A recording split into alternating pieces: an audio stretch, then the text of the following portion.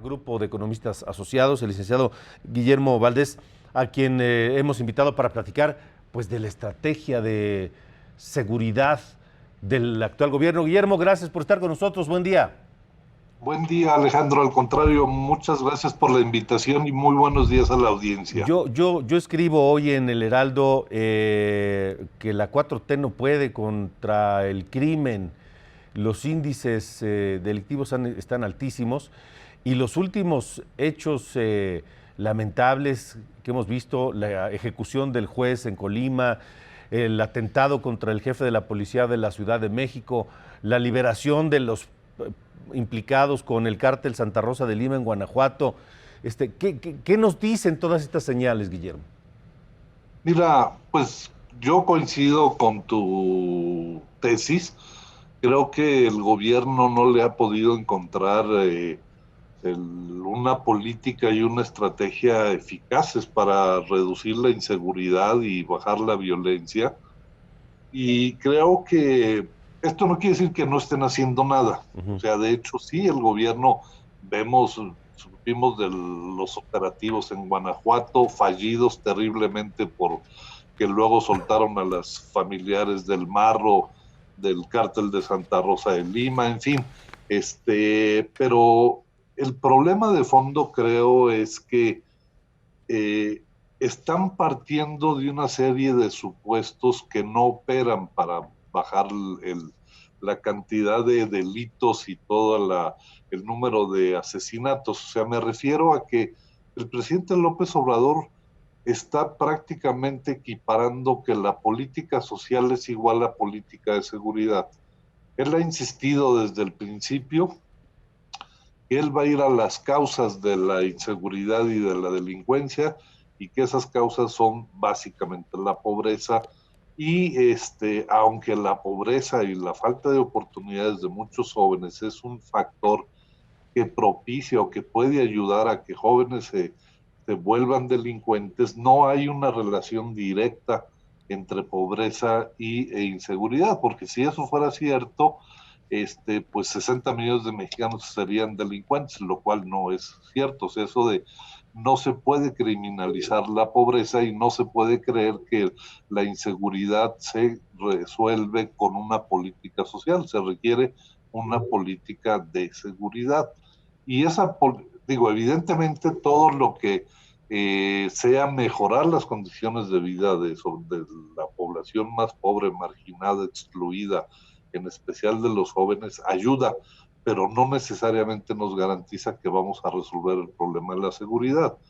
Se requiere evidentemente una política preventiva, pero también se hace falta una estrategia concreta para ver cómo se desmantelan a las organizaciones criminales, cómo se reducen delitos específicos, por ejemplo, el secuestro, la extorsión, el robo de transportes de mercancía en las carreteras, o se tienen que pensar estrategias específicas para la reducción de los delitos en regiones, en las distintas regiones del país. No es lo mismo resolver el problema de la extorsión en toda la Riviera Maya en Quintana Roo, o resolver el problema de los homicidios que están ocurriendo en Baja California y en Chihuahua y en Guanajuato.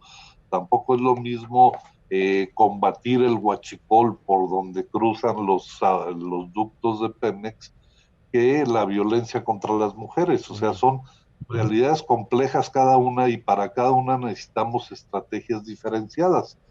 En esas estrategias, además de acciones sociales, se requieren acciones policiales, se necesita mucha inteligencia, se necesita la operación de las policías para detener a los delincuentes, etcétera. Y hay un factor que digamos que sustenta estas estrategias, que son la existencia de lo que yo llamo la cadena institucional de seguridad y de justicia, que en México es una cadena terriblemente ineficiente, débil y con muchos problemas operativos. Me refiero a la existencia de policías confiables desde los municipios hasta nivel federal. Ujú. Necesitamos una revolución profunda de la Procuración de Justicia, es decir, de los ministerios públicos, de la personal que ayuda a los ministerios públicos a organizar los expedientes que se van a presentar ante los jueces, Ujú. o sea, peritos, investigadores, etcétera, que arman las evidencias para acusar a las personas de los delitos. Ujú. Si no tenemos esa investigación, pues el juez va a tener que liberar a la O gente, sea, ¿no? dentro Entonces, de este amplio programa que debería incluir estrategias focalizadas, como nos mencionas, parece que no hay un programa y tampoco hay estrategias focalizadas. por supuesto que no las hay, o sea, Ajá. porque no ha entendido el gobierno que sí es necesaria una política de seguridad, no solo acciones de prevención social. Se Sí. requiere, y el problema es que el presidente cuando dice no voy a ir a la guerra, y no quiero balazos y puros abrazos, etcétera, está frenando a las instituciones para que se reformen y puedan hacer su tarea. O sea, porque el ejército se desespera de que Sí. le digan nada de balazos. Digo, vimos lo que pasó en Culiacán, cuando lo de Ovidio, ¿no? Que fue una Sí. humillación al ejército. Terrible. Pasó.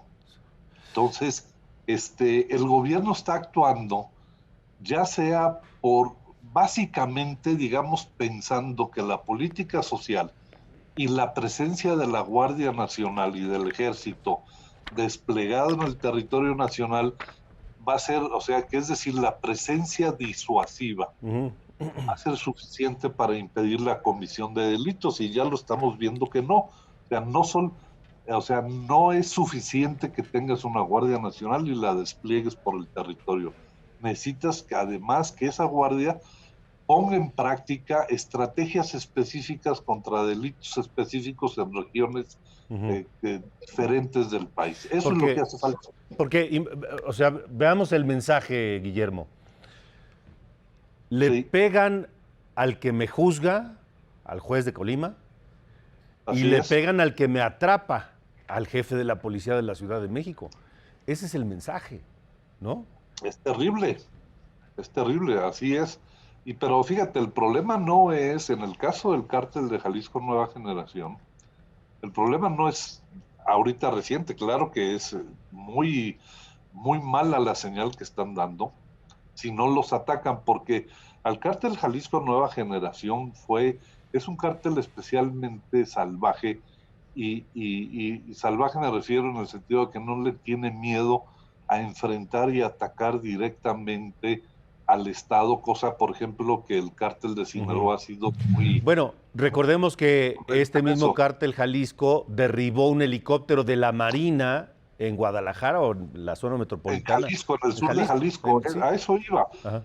Yo, yo pensé cuando ocurrió eso, dije, el cártel Jalisco Nueva Generación está firmando su sentencia de muerte, porque cuando el Estado dice, es intolerable lo que hizo esta organización y tenemos que desmantelarla, tiene los recursos para hacerlo siempre y cuando haya una orden que se le da al ejército y en aquel entonces a la Policía Federal, a la Marina, para decir, desmantelen a estos señores. Se tienen los recursos, pero se requiere la orden y la voluntad política y una acción persistente, sistemática para desmantelarlos. Nosotros hicimos eso contra los Zetas Ujú. en, en 2010. O sea, en aquel momento llegamos a la conclusión de que los Zetas eran la organización no solamente más salvaje y más violenta en términos de homicidios, de las masacres. ¿Te acuerdas de Sí, aquella, sí, claro. cuando quemaron el Casino Royal en En Monterrey? Monterrey. 52 personas, en los 300 que mataron en Allende, en fin, las salvajadas que hicieron los Zetas. Ujú. Dijimos, esto es intolerable, tenemos que acabar con esa organización. Se pensó una estrategia, se empezó a trabajar, nos llevó casi un año organizar un centro de inteligencia, nada más con la finalidad de desmantelar a los Zetas. Se empezó a juntar toda la información y a generar la inteligencia en ese centro en donde participaba el CISEN, participaba Policía Federal, la Procuraduría General de la República, la Marina y la Defensa y, y los agentes del Ministerio Público. Entonces, se fue generando información, nos tardamos casi un año en empezar a desmantelar aquello, pero empezamos en 2010, en 2013 el cártel de los Zetas, como era conocido en aquella época del gobierno del presidente Calderón, ya no existe. Sí. Hay bandas derivadas de los Zetas, sí, pero esa gran federación de crimen que llegó a constituir los Zetas por todo el país ya no existe. Porque además otra mala señal es lo que ocurrió en Guanajuato, con la familia de este hombre, el Marro, que los dejan en libertad con argumentos francamente hasta que rayan en lo ridículo. Hay versiones que dicen que en realidad los dejaron en libertad por miedo a que el Marro les incendiara el Estado.